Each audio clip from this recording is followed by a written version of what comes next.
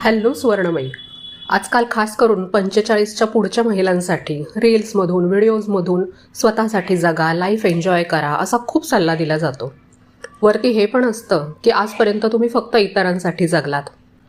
बरं, तिच्यासाठी ही नवीनच बातमी असते बरं का, की ती आतापर्यंत इतरांसाठी जगत होती आणि मग तिला लगेच स्वतःबद्दल बिचारी वाटायला लागतं. बऱ्याच महिलांना तर समजतच नाही की स्वतःसाठी जगायचं म्हणजे नक्की काय करायचं. त्यात समाजाला ही भीती असते की ही स्वतःसाठी जगणार म्हणजे घर, मुलं, जबाबदाऱ्या हे सगळं विसरून जाईल की काय.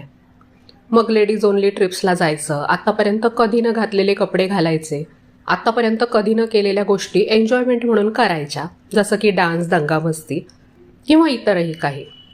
अर्थात हे सगळं तर आपण करतोच, आवडत असेल तर करायला पण पाहिजे. पण मला असा प्रश्न पडला की त्या व्यतिरिक्त रोजच्या आयुष्यात स्त्रीने असं काय करावं की तिला स्वतःसाठी जगायला वर्षातून काही दिवस नाहीत तर तिचा रोजचा दिवससुद्धा स्वतःसाठी असावा. घर आणि जबाबदाऱ्यांकडे पॉझिटिव्हली कसं बघायला पाहिजे की त्याचं बर्डन वाटू नये, पण त्याचवेळी घरातल्यांना स्वतःसाठी जगणारी बाई ॲक्सेप्ट करायला कसं शिकवायचं. कारण जसं आत्तापर्यंत आपल्याला कोणी स्वतःसाठी जगायला शिकवलं नाही, तसंच त्यांना पण तशी बाई ॲक्सेप्ट करायला कोणी शिकवलं नाही आहे. चूक त्यांची पण नाही आहे.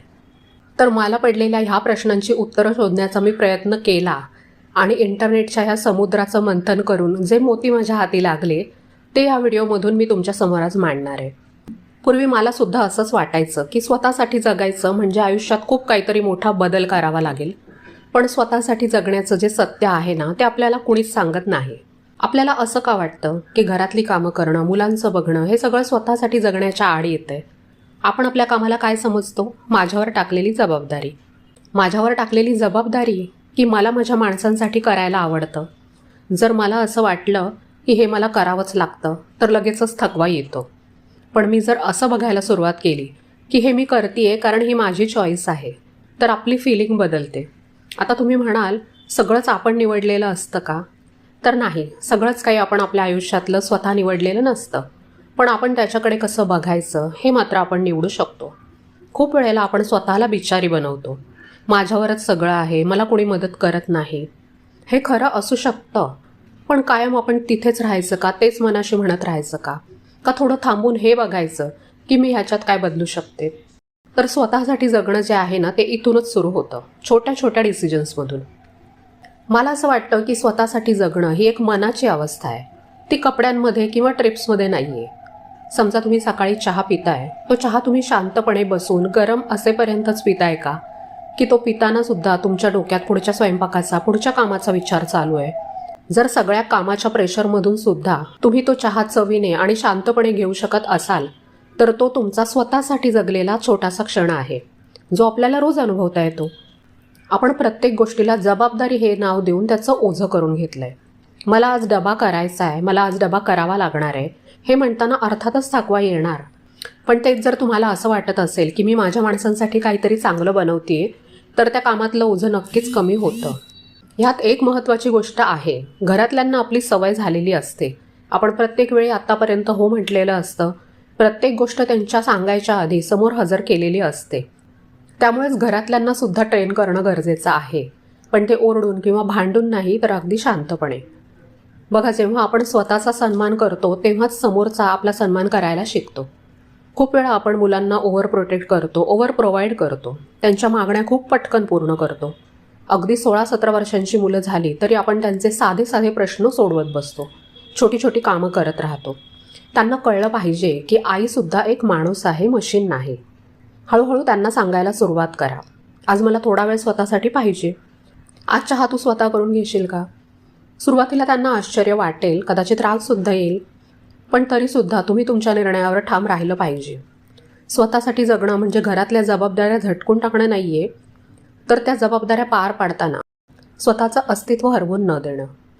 आपण इतरांच्या अपेक्षा पूर्ण करण्याच्या नादात स्वतःला इतकं विसरतो की शेवटी आपल्याकडे दुसऱ्यांना देण्यासाठी सुद्धा काही राहत नाही.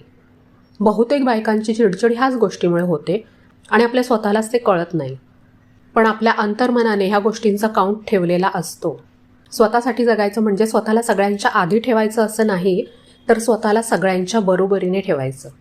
मुलांची, घरातल्यांची काळजी घेतो तशी स्वतःची पण घ्यायची. तुम्ही विचार करा, तुम्ही शेवटचं असं कधी केलं होतं की तुम्हाला आवडतं म्हणून तुम्ही एखादा पदार्थ केलाय किंवा सरळ विकत आणलाय? हो, नाही तर करून खायचा कंटाळाच येतो. आपण काय करतो, आपण स्वतःला शेवटी ठेवतो आणि मग थकल्यावर चिडचिड होते, राग येतो. मग आपण म्हणतो की कोणी माझी कदर करत नाही. तर हे छोटे छोटे बदल आपल्याला रोजच्या आयुष्यात करायचेत. ज्या महिला 45च्या पुढे आहेत त्यांच्यासाठी ही वेळ खरं तर खूप महत्त्वाची असते, कारण आत्तापर्यंत ह्या गोष्टींचा विचार करायला वेळच मिळालेला नसतो. मुलं मोठी झालेली असतात, घर स्थिरावलेलं असतं. त्यामुळे आत्ता आपल्याला फक्त त्या घराच्या चौकटीमध्ये स्वतःची एक वेगळी जागा शोधायची. आणि ह्यामध्ये अपराधी वाटून घेण्यासारखं काहीच नाही आहे. उलट तुमची चिडचिड कमी झाली ना की घरातल्यांना सुद्धा तुमच्यात झालेला हा बदल आवडायला लागतो.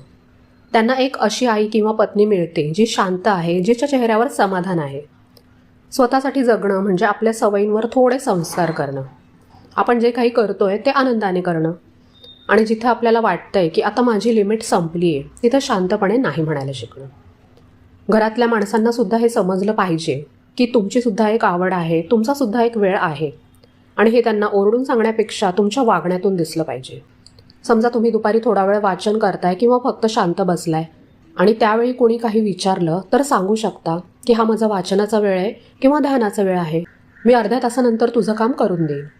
सुरुवातीला त्यांनाच काय कदाचित तुम्हाला पण विचित्र वाटेल, पण हळूहळू त्यांना तुमची ही नवीन बाजू स्वीकारण्याची सवय होईल. बऱ्याच वेळा आपणच त्यांना तसं वागायला शिकवलेलं असतं. आपणच त्यांना सांगितलेलं असतं की मी आहे ना सगळं करायला, त्यामुळे आता आपल्यालाच ते हळूहळू बदलायचे. अशा व्हिडिओजवर बहुतेक वेळा अशा 1-2 कमेंट येतातच की घरचे टॉक्सिक आहेत, नवऱ्याला नाही आवडणार किंवा नाही आवडत स्वतःकडे लक्ष दिलेलं. आपल्या मनात खूप असतं की काहीतरी बदल करायचा आहे, स्वतःसाठी थोडा वेळ काढायचा आहे. पण लगेच दुसरा विचार येतो की घरात हे आवडणार नाही, त्यांना पटणार नाही, काहीतरी बोलतील, आणि मग पुन्हा आपण थांबतो, परत स्वतःला बाजूला ठेवतो. पण बऱ्याच वेळा आपण चुकीचं समजत असतो. आपण खूप वेळेला असं समजतो की घरातले, नवरा ह्यांनी बदलायला पाहिजे, त्यांनी समजून घ्यायला पाहिजे. हो, आदर्श परिस्थितीमध्ये तसं असायला पाहिजे, पण खरं आयुष्य नेहमी आदर्श नसतं. मग आपण काय करतो, एकदम टोकाला जातो. एकतर पूर्ण ॲडजस्ट करतो, स्वतःला पूर्ण बाजूला ठेवतो आणि मनाविरुद्ध जगण्याची लिमिट संपली की एकदम बंड पुकारतो, भांडण, राग, धुसफूस. पण मग एक मधला मार्गसुद्धा असतो जो आपल्याला कोणी शिकवत नाही. तो म्हणजे शांतपणे स्वतःसाठी उभं राहणं. टॉक्सिक हा शब्द आपण खूप सहज वापरतो, पण थोडं थांबून बघायला पाहिजे की घरातली माणसं खरंच टॉक्सिक आहेत का, की त्यांना अजून कोणी चांगल्या सवयी लावल्याच नाहीत. आपण वर्षानुवर्ष तेच केलं आणि अचानक एक दिवस आपण बदलायला लागलो, तेव्हा समोरच्याला अर्थातच शॉक बसतो. ते विरोध करतात, कारण त्यांच्यासाठी ते नवीन असतं. आणि मग आपण म्हणतो की हे टॉक्सिक आहेत. काही लोक असतात सुद्धा. मी असं नाही म्हणणार की अजिबातच टॉक्सिक नसतात, सगळे खूपच चांगले असतील. पण कधी कधी आपलं वागणं बदलतं, ते विरोध करतात. पण अशा वेळी तुमच्या मनामध्ये क्लॅरिटी पाहिजे. जर समोरचा माणूस तुम्हाला कमी लेखत असेल, मुद्दाम दुखावत असेल, तर मग तो वेगळाच विषय आहे. पण जर फक्त तू का बदलतीयेस, कशाला हवं आहे हे सगळं, इतकंच बोलत असतील ना, किंवा फक्त ते अनकम्फर्टेबल आहेत हे जाणवून देत असतील, तर तिथं आपल्याला रिॲक्शन द्यायची नाही, भांडायचं नाही, पण आपल्या मनासारखं वागणं सोडायचं नाही. मोठे निर्णय नाही, पण छोटे छोटे बदल. जसं तुम्ही काही तुमच्या आवडीचं करत असाल, कोणी काही बोललं तर त्यांना एक्सप्लेन करायचं नाही, उलट उत्तर द्यायचं नाही, फक्त शांतपणे सांगायचं की मला थोडा वेळ पाहिजे आणि आपलं काम करत राहायचं. पहिले काही दिवस कदाचित टोमणे येतील, पण तुम्ही थांबला नाहीत तर हळूहळू ते ॲक्सेप्ट करत जातील. लोक आपल्या शब्दांपेक्षा आपल्या वागण्याच्या पॅटर्नला जास्त लक्षात ठेवतात आणि त्याच्यावरून शिकतात की तिला जे पाहिजे ते मिळालं तर ती शांत राहते आणि तिचा ठरलेला वेळ आहे, त्यानंतर ती घरातलं सगळं व्यवस्थित करते. हे थोडं कठीण जाणार सुरुवातीला, पण हाच बॅलन्स आहे. आणि एक प्रश्न विचारते, तुम्ही स्वतःसाठी काही करताना खरंच कुणी तुम्हाला थांबवलंय की ते काय म्हणतील म्हणून तुम्ही स्वतःच आधी थांबलात? तुमचं उत्तर काय आहे हे मला कमेंटमध्ये नक्की सांगा.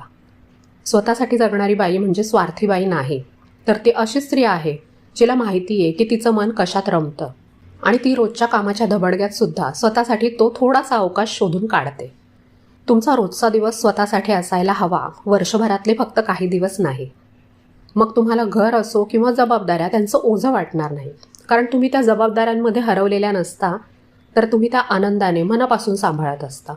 जेव्हा तुम्ही स्वतःला थोडंसं द्यायला लागता तेव्हा तुम्ही जास्त शांत होता, जास्त स्टेबल होता आणि मग घराकडे बघण्याची दृष्टीसुद्धा बदलते. मग कामाचं ओझं वाटत नाही, ते रुटीन वाटतं, मॅनेजेबल वाटतं.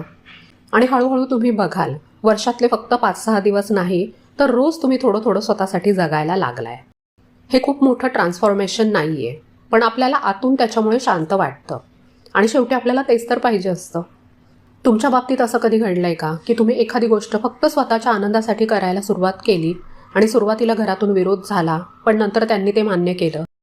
तुमचा अनुभव मला खाली कमेंटमध्ये नक्की सांगा.